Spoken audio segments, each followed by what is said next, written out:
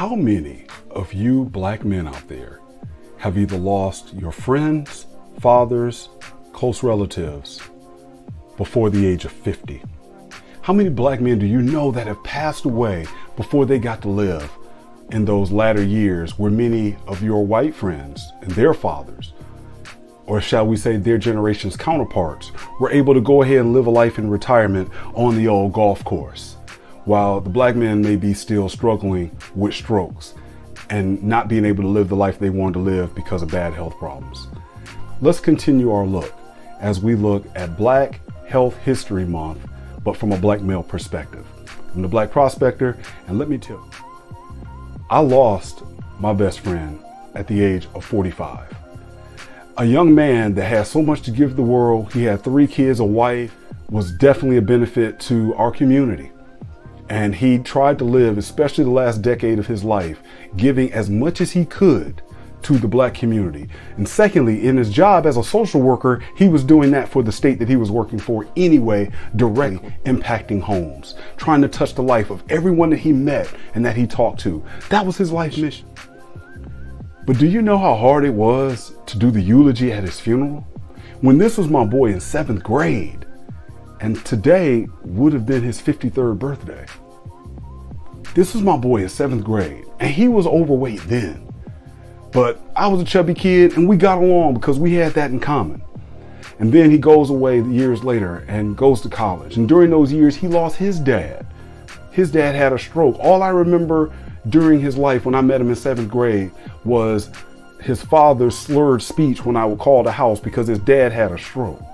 So he still, of course, lived for many years, even after having a stroke. But my friend lost his dad, and he was only in his early 20s. And then he leaves this earth from his kids, and they were all very young. And so now, what does that do to our community when we lose such men? We lose such valuable insight and wisdom. My own dad almost checked out of this planet in his upper 40s when he had his first heart attack. The only thing that saved him is that he went to the doctors and they were already going into his heart to do a procedure when he had a heart attack on the table. And so they're able to rush him in, do a double bypass, and thank God he's still here with us today. And you know what? My dad wasn't a quote unquote fat guy, but he was the dude that generally he was going to be the slim guy busting the size 32 pants. And so he never had a major issue with his weight at all. We can't say that, oh, because he wasn't big, that he wasn't going to suffer any problems. And at least thankfully, he was already on top of it a bit with a doctor when all of this started happening to him. What about you, gentlemen? I want to encourage you this month to go get your checkup, to go find out exactly what may be going on inside your body as this month goes on before you find out the hard way. I know a lot of us don't want to go find out because if we find out, well, now we're worried that we're going to have to do something about it. What are some of the top killers of black men? If we go and look at the CDC, we have heart disease, cancer, Alzheimer's disease, stroke, and homicide round out the top 5. Now, before that, well, what about black on black crime crew out there? I will talk about that at another time, and I'm gonna let you know I'm the kind of dude, the kind of black dude, I don't have these type of discussions in front of mixed company. You know how it is, because most of the ethnic groups that may be listening to this, non-blacks, y'all don't necessarily talk about the crime and stuff that goes on in your community in front of me, so I'm not going to give you that same opportunity. But that's definitely a discussion I'm more than open to having. And I'm certainly willing to have it within my own community. I want to focus especially on those top 4 because we know it's something that we can do about those. When we start looking at number 6 of diabetes, and then we get into respiratory diseases, kidney disease, hypertension. And oh, by the way, my brother always said that white people get diabetes, but black people get sugar. That's at least what he used to say. But in all seriousness, how many times in church did people run after church to go do the bake sale? Or to go and get some of the sweets and the candies and the plates, and then just 15 minutes prior, they were in the front asking for prayer, getting the anointing oil put on their heads and asking for prayer because they were having blood sugar and diabetes problems. Well, see, maybe the answer didn't necessarily come from on high. The answer needed to come from in here, within our own heads, that we need to change our habits. So men, are you doing that? Are you changing your habits today? How many of you were able to even stick with perhaps that routine that you started a month ago when the year began and you was like, yep, this year I'm doing it? But brothers, I want you to know that you can do it. If you woke up today, it's not too late. While my friend is not here, the impact that he's had on my life, on my kids' life, still lives on through me. But I would much rather have him here. The impact that he has on his family even today, the words can't express, but they still would rather have him here. Your family and your friends would still rather have you here. I'm glad that my dad is still here. And one way he was still here is because he went to the doctors and he was able to at least find out what was going on inside his heart. My father hardly ever missed work. And I think if he feels free to chime in on this video, I think in his 30 plus years at the steel mill, he might have missed only a few days for being sick.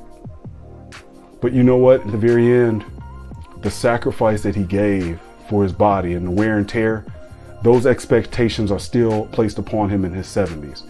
He still has to take care of his body because he still has a wife that is still looking to him, that when the bad guys come in, no matter how he's feeling, no matter what he has in his heart, no matter how that back is going, it's not going to be my mom to go ahead and grab the rat-a-tat-tat to take care of business. That expectation is going to still be on him. If anything gets ready to happen to his wife, my mom isn't going to be the one that's going to fight. My dad knows that that expectation is still on him. So gentlemen, how well are you going to be able to fight if you had a stroke and you've lost the use of one side of your body? How frail do you feel then? All that sacrifice that you make for work, all that sacrifice that you may make for your family, that a lot of it is in your head. Well, now you may have to make the ultimate sacrifice. And I'm going to tell you the ultimate sacrifice, number one, is to live for yourself. And then number two, then take care of your responsibilities, which would be your family. And the best way to do that, let's first start with the basics of being here. I know it's hard. I know none of us want to find out that we have health issues. I know none of us want to deal with that. You get that bad news and then insurance costs enough. And then we got these high deductible co-pays, etc., yada, yada, yada. I get it. But the most important thing that we can do is just be here in the first place. So this month, make that commitment. Make that commitment to go to the doc, get that checkup if you have not had one in a while, and do what is necessary to stay tuned up. We keep our cars tuned up. We make sure the man got that job tuned up for us so we can keep that paycheck coming in. But just know that even if you perhaps had a stroke or you did have a stroke and you may think, well, I just won't be here anyway, so big deal. I'm gonna still live for today. What if you don't? What if you survive it? And now the responsibility of taking care of you is placed on the very people that you said you were doing all of this for in the first place. I'll finish this by saying my friend and I, we started working out together in the early 90s, or actually mid 90s. We started training together. That's when I got into weight training. That's when I I'll say it changed my life and where I became now kind of the fitness guy. And here it was, we were coming together and we both kind of went in this pattern. We went in a totally different direction. He knew probably more about nutrition than I did. And while I may have known about the training, I think he knew more about nutrition because he was always trying to lose weight. So he knew about every fad diet at that time and he tried it. But as the years went on, he later kind of just said, look, man, what happened, it was meant to be. But I do look back at that of what if I would have stuck with you working out back then? Where would I be now? Again, it's something hard to listen to your friend talk about his death and we're in our upper 30s planning to see our kids grow up and live the rest of their lives. And we also plan on kicking it, meeting at some restaurant, talking about world problems at the end of our life. But that moment happened. I appreciate him. And there are a lot of people that appreciate you. So do what you can to be here for them. I understand why you don't want to go to the doctors. And we're going to talk about that in an upcoming video.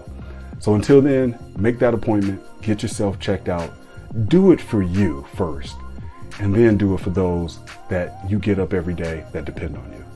Peace.